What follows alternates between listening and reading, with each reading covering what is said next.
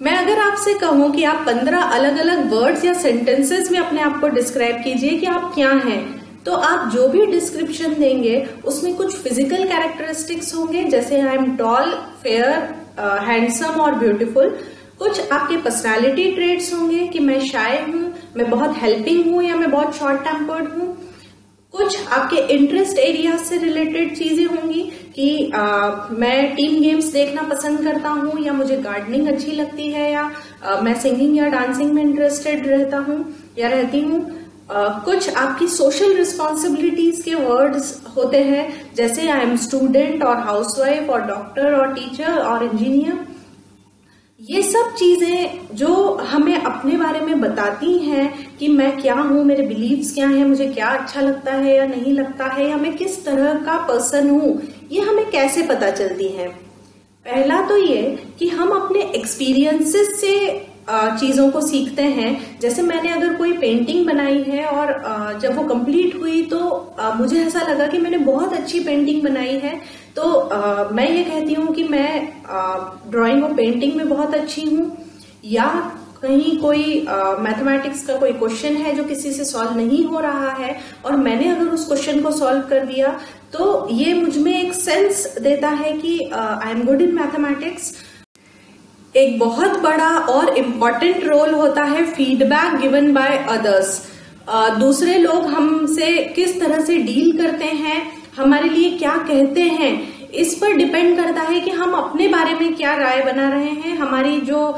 Image बन रही है खुद के ही बारे में, वो पॉजिटिव है या निगेटिव है। अगर दूसरे लोग आपसे पॉजिटिव बातें करते हैं, आप पर अटेंशन दे रहे हैं, आपकी एफर्ट्स को अप्रिशिएट कर रहे हैं, रिकॉग्नाइज कर रहे हैं कि आप बहुत हेल्पिंग हैं, आप बहुत टैलेंटेड हैं, आप में कोई स्किल है, तो हम अपने बारे में पॉजिटिव इमेज बनाते हैं। हम सोचते हैं कि हमें बहुत सारी पॉजिटिव चीजें हैं जिसके कारण दूसरों का अटेंशन हम पर है और वो हमारी चीजों का अप्रिशिएट कर रहे हैं। वहीं अगर लोग आपको इग्नोर करते हैं, आपकी बात को ध्यान से नहीं सुनते, आप पर अटेंशन नहीं दे रहे हैं, और जब वो आपसे कोई बात करते हैं तो वो हमेशा आपकी कमियां निकाल रहे हैं, या ऐसा कहा जा रहा है कि आप बहुत केयरलेस हैं, ये चीज आप कर ही नहीं सकते, किसी काम को करने के लिए आप में कैपेबिलिटीज नहीं है, तो भी हम उन बातों को मान लेते हैं और हम अपने बारे में निगेटिव इमेज बना लेते हैं। बहुत बार हम जो अपने बारे में राय बनाते हैं वो दूसरों से कंपेयर करके और फिर बनाते हैं। मतलब जब आप कंपेयर कर रहे हैं अपने आप को किसी ऐसे पर्सन से जो आपसे आगे है, आपसे अच्छा परफॉर्म कर रहा है, तो वहां आप अपने बारे में थोड़ा निगेटिविटी क्रिएट कर लेते हैं कि आप में शायद कुछ स्किल्स की कमी है, कुछ एफर्ट्स की कमी है, या कुछ है जो आपको बहुत अच्छा नहीं बना पा रहा है। वहीं जब आप अपने आप को कंपेयर करते हैं अपने से पीछे वाले लोगों के साथ जो कि उतने स्किल्ड नहीं है जितने कि आप हैं, तो आप में सुपीरियरिटी आ जाती है कि आप बहुत अच्छे हैं और बहुत अच्छा परफॉर्म कर रहे हैं। बहुत बार कोई सोशल रिस्पॉन्सिबिलिटी या रोल जो कि अपने आप में प्रेस्टीज लिए होता है, उस रोल में हम होते हैं, तो ऑटोमेटिकली हमें पॉजिटिव इमेज देता है हमारे बारे में। वो बताता है कि हम बहुत कैपेबल हैं, या हम दूसरों के कंपैरिजन में सुपीरियर हैं। वहीं कुछ सोशल रिस्पॉन्सिबिलिटीज या जॉब ऐसे होते हैं जिसके साथ कुछ स्टिग्मा जुड़ा हुआ होता है, और अगर पर्सन उस लेवल पर है, उस प्रोफेशन में है या उस रिस्पॉन्सिबिलिटी में है, तो उस समय वो अपने आप को दूसरों के कंपैरिजन में कम समझने लगता है। जैसे अगर कोई पर्सन कोई हाई पैकेज पर जॉब पर है, तो वो ऑटोमेटिकली ये फील करता है कि वो बहुत अच्छा है, उसमें बहुत कैपेबिलिटीज हैं, उसके पास सब कुछ बहुत अच्छा है, मतलब अपने लिए बहुत सारी पॉजिटिव चीजों को सोचता है। और वहीं अगर कोई अनएम्प्लॉयड है, तो उस पर्टिकुलर सिचुएशन में वो अपने लिए बहुत सारी निगेटिव थॉट्स रखता है कि उसमें शायद कैपेबिलिटीज नहीं है, उसकी किस्मत ही खराब है, और इस तरह की चीजें उसके दिमाग में बार बार आती रहती है और अपने बारे में ही वो निगेटिव सोचने लगता है।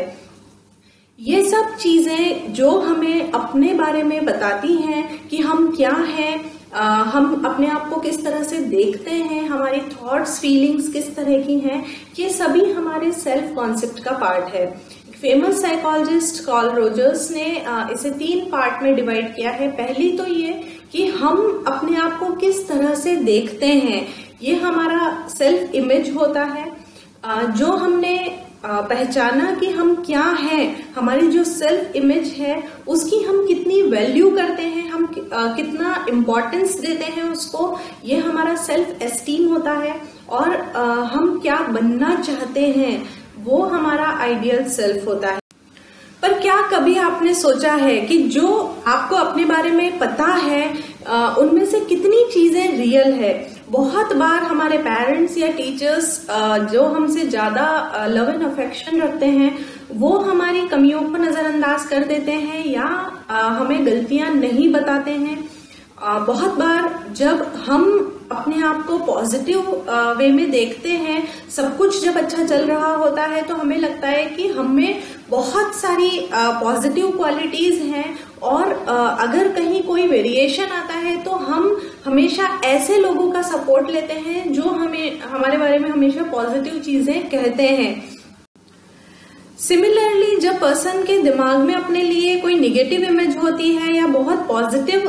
इमेज नहीं बन पाती, तो उस सिचुएशन में भी उसमें पोटेंशियल्स होते हुए भी वो किसी काम को करने के लिए एफर्ट्स ही नहीं करता है। तो जब एफर्ट्स ही नहीं होंगे तो आउटकम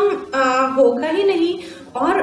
ये एक साइकिल बन जाता है निगेटिविटी का, जिसमें पर्सन को कंटिन्यूअस फेलियर कंडीशन का सामना करना पड़ रहा है और वो उस निगेटिविटी से बाहर ही नहीं आ पाता।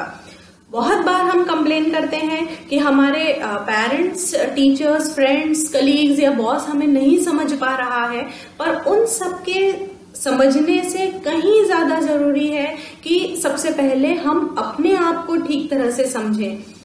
अपने आप को समझ पाना उतना आसान नहीं है कि हमने कह दिया कि हमें म्यूजिक में इंटरेस्ट है या मेरा फेवरेट कलर ये है, मेरी फेवरेट डिश ये है, बल्कि ये एक डीप अंडरस्टैंडिंग है कि आप एक्चुअली क्या है, आपके स्ट्रेंथ वीकनेस क्या है, आपकी डिजायर्स क्या है, ड्रीम्स क्या है, आपकी लिमिटेशंस क्या है और आप किन चीजों को टॉलरेट करते हैं, नहीं करते हैं, आपके लाइक्स डिसलाइक्स क्या हैं, आपकी पर्सनालिटी ट्रेट्स क्या हैं, आप किसी सिचुएशन में किस तरह से रिएक्ट करते हैं या रिस्पॉन्स देते हैं, आपके एटीट्यूड्स और बिलीव्स क्या हैं और वो किस तरह से बने हुए हैं। ये सभी चीजें जब हमें पता होती हैं तो हम अपने लिए सही गोल सेट कर पाते हैं, हम अपनी प्रॉब्लम्स को ठीक तरह से समझ पाते हैं और उन प्रॉब्लम्स के लिए हमें क्या किया जाना है, हम उसके लिए सही निर्णय ले पाते हैं। जब हम ये कहते हैं कि हमेशा मेरे साथ में ही क्यों प्रॉब्लम्स होती हैं, या जब मैं कोई काम करने जाती हूँ तो बार बार में प्रॉब्लम्स क्रिएट हो रही हैं, या किसी एक प्रॉब्लम को मैं बहुत अच्छे से डील कर रही हूँ, उसके बाद में भी सेम प्रॉब्लम बार बार मेरे सामने आकर खड़ी हो जाती है, या बहुत एफर्ट्स कर रहे हैं पर रिजल्ट नहीं मिल पा रहा, कंटिन्यूअस फेलियर का सामना करना पड़ रहा है, या अगर कोई कहता है कि मेरे पेरेंट्स ने मुझे कहा है कोई करियर ऑप्शन चूज करने के लिए, मैं उसमें इंटरेस्टेड नहीं हूँ, और जब पेरेंट्स ने मुझसे पूछा कि ठीक है तुम वो नहीं करना चाहते तो क्या करना चाहते हो, तो मेरे पास कोई जवाब नहीं होता। ये सभी डिफिकल्ट बट इम्पॉर्टेंट क्वेश्चंस ये बताते हैं कि अगर आपको अपनी लाइफ में कंट्रोल चाहिए तो सबसे पहली जरूरत यह है कि आप अपने आप को समझें।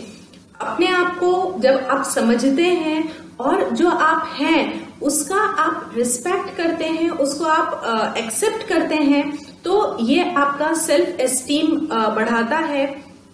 आपको ये पता चलता है कि आप में क्या क्वालिटीज हैं, क्या लिमिटेशंस हैं या वीकनेस है, तो उन्हें कैसे ओवरकम किया जाना है। कोई प्रॉब्लम आई है तो किस तरह से डील किया जाना है, और जब आप डील करते हैं और आपको सक्सेस मिलती है तो ये आप में एक सेंस ऑफ अचीवमेंट देता है, आपके कॉन्फिडेंस लेवल को बढ़ा देता है और आप और ज्यादा एक्सपीरियंस्ड और कॉन्फिडेंट हो जाते हैं नई चीजों को सीखने या नए चैलेंजेस का सामना करने के लिए। तो आपका लेवल बढ़ता जाता है, आप अचीवमेंट लेते जाते हैं और अपना सेल्फ एस्टीम और बढ़ाते जाते हैं और अपने बारे में पॉजिटिव सोच रहे हैं।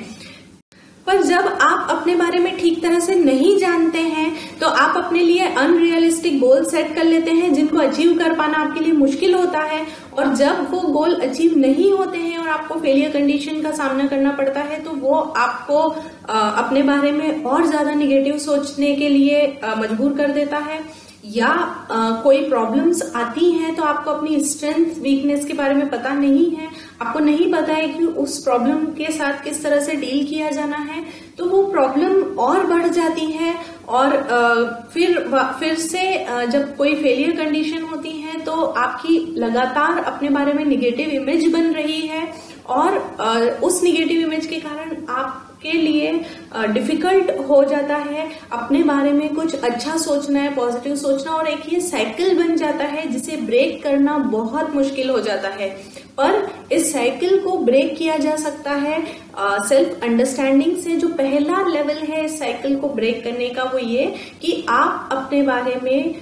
ठीक तरह से जाने और समझें, पुरानी चीजों को साइड में रख के